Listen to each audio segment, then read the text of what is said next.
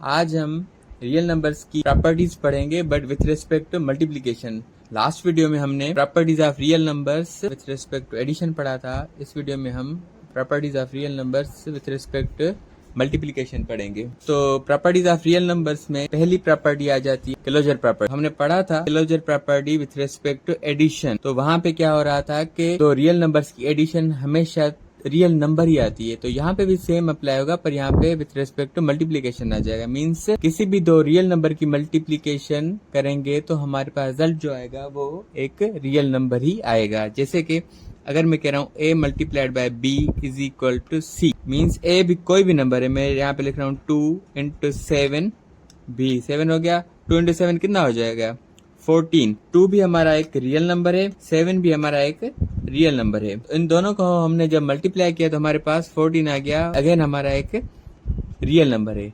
तो closure property with respect to multiplication क्या करिए, किसी भी दो रियल नंबर्स की मल्टीप्लिकेशन हमेशा रियल नंबर ही होती है। लेट्स टेक अनदर एग्जांपल है 5 को मैंने 6 के साथ मल्टीप्लाई किया तो एक 30 मिला, तो ये भी हमारा एक क्या है रियल नंबर। दूसरी हमारी प्रॉपर्टी आ जाती है कम्यूटेटिव प्रॉपर्टी। सेम अगेन जो हमने लास्ट वीडियो में पढ़ा था उसी तरह पे यहाँ पे पर हो जाएगी विथ रिस्पेक्ट मल्टीप्लीकेशन। तो यहाँ पे अगर मैं कह रहा हूँ कि अगर किसी भी नंबर को a को b के साथ मल्टीप्लाई करवाऊंगा तो उसका रिजल्ट हमेशा b इंटू a आएगा। कैसे देखें, a into b is equal to b into a। तो अगर मैं कह रहा हूँ 5a है और 7b है तो क्या हो जाएगा 7 multiplied by 5। 5 into 7 is equal to 7 into 5। 5 into 7 कितना हो जाएगा 35 इज इक्वल टू 7 इंटू 5 कितना हो जाएगा 35।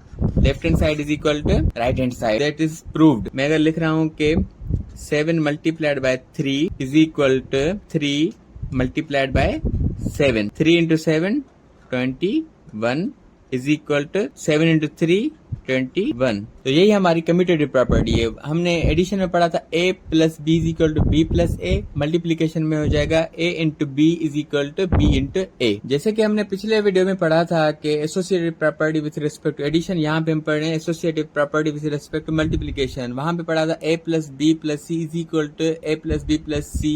सेम ही होगा। पहले हम अगर दो एलिमेंट्स को ब्रैकेट में रख रहे हैं तो हमारा लास्ट वाला बच रहा था, तो पढ़ेंगे a इंटू b इंटू सी हमेशा बराबर होगा a इंटू b इंटू सी के। अगर मैं यहाँ पे पहले दो नंबर्स को पहले दो एलिमेंट्स को ब्रैकेट में कर रहा हूँ तो c बच रहा है, तो यहाँ पे मैं c के साथ जो एलिमेंट है उसको ब्रैकेट में रख रहा हूँ तो यहाँ पे a बच रहा है। पहले हमने पहले दो एलिमेंट्स को ब्रैकेट में रखा था, अभी हम क्या करें कि लास्ट वाले दो एलिमेंट्स को ब्रैकेट में रख रहे हैं, हमारा बाहर आ गया तो हम a के साथ वाले को ब्रैकेट में रखेंगे, c हमारा बाहर आएगा। 1 इंटू 2 इंटू 3 हमेशा बराबर होगा 1 इंटू 2 इंटू 3 के ही। अगर हम पहले एग्जांपल की बात कर रहे हैं तो पहले दो एलिमेंट्स को हम ब्रैकेट में रख रहे हैं और यहाँ पे हम लास्ट वाले दो एलिमेंट को 1 इंटू 2 क्या हो जाएगा 1 into 2 is equal to 2 multiplied by 3 is equal to 1 multiplied by 2 into 3 कितना हो जाएगा 6।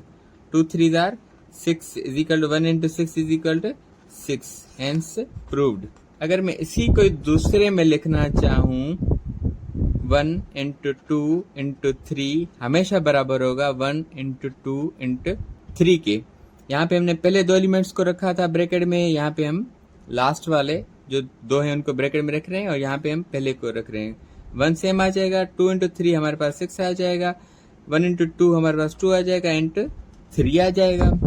1 इंटू 6 हमारा 6 होगा, 2 into 3 is equal to 6, hence left hand side is equal to right hand side, यहाँ पे हो गया हमारा प्रूव्ड। उसके बाद हम आ जाते हैं मल्टीप्लिकेटिव आइडेंटिटी पे। मतलब मल्टीप्लिकेटिव आइडेंटिटी का मतलब ऐसा होता है कि हम वो कौन सा ऐसा नंबर है हम किसी के साथ भी मल्टीप्लाई करें तो उसकी रिजल्ट पे कोई भी असर ना हो। मैं फिर से रिपीट कर रहा हूँ कि वो कौन सा ऐसा नंबर है हम किसी भी नंबर के साथ मल्टीप्लाई करवाएं तो उसके रिजल्ट पे असर ना हो, तो वो हमारा 1 ही है। ठीक है, तो हमें पता चल गया कि जो हमारा 1 है वो हमारी मल्टीप्लिकेटिव आइडेंटिटी है। 100 मल्टीप्लाइड बाय 1 तो हमारा क्या हो जाएगा 100। सेम अगर कह रहा हूँ मैं 50 multiplied by 1 is equal to 50, means इनके रिजल्ट पे कोई भी असर नहीं हुआ। मैं आपसे पूछूंगा कि एडिटिव आइडेंटिटी क्या होती है, वो होती है 0। अगर मैं पूछूंगा मल्टीप्लिकेटिव आइडेंटिटी क्या होती है, वो होती है 1, क्योंकि मल्टीप्लिकेटिव आइडेंटिटी वो नंबर होता है वो किसी भी नंबर के साथ हम मल्टीप्लाई करवाएं तो उसके रिजल्ट पे कोई भी असर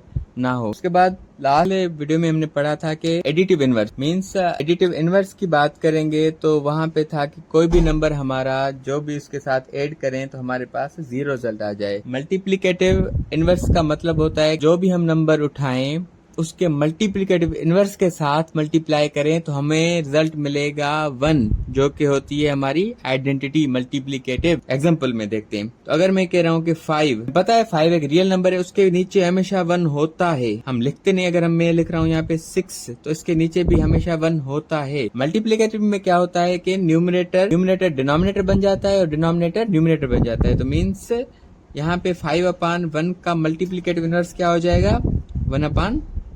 इसको हम बोलते हैं उल्टा पुल्टा। न्यूमिनेटर बन जाता है डिनोमिनेटर, डिनोमिनेटर बन जाता है न्यूमिनेटर। अगर मैं 6 की बात करूंगा तो हमें पता है कि 6 के नीचे हमेशा 1 होता ही होता है। कि मल्टीप्लिकेटिव इनवर्स क्या हो जाएगी, 1/6।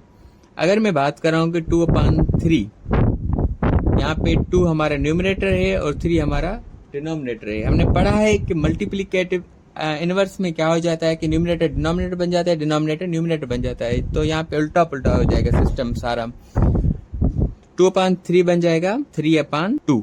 तो हमने पढ़ा है कि अगर किसी भी नंबर को उसके मल्टीप्लिकेटिव इनवर्स के साथ मल्टीप्लाई करवाएंगे तो हमेशा हमें रिजल्ट 1 मिलेगा। कैसे, अगर मैं 5 × 5 का इनवर्स क्या हो जाएगा, 1/5। तो 5 में cancel, 1 is equal to 1, result हमारा 1 आ गया। उसके बाद अगर मैं बात करूंगा 6, हमें पता है कि 6 की मल्टीप्लिकेटिव इनवर्स क्या हो जाती है, 1/6। 6 को 6 के साथ कैंसिल करेंगे हमारा आंसर आ जाएगा 1।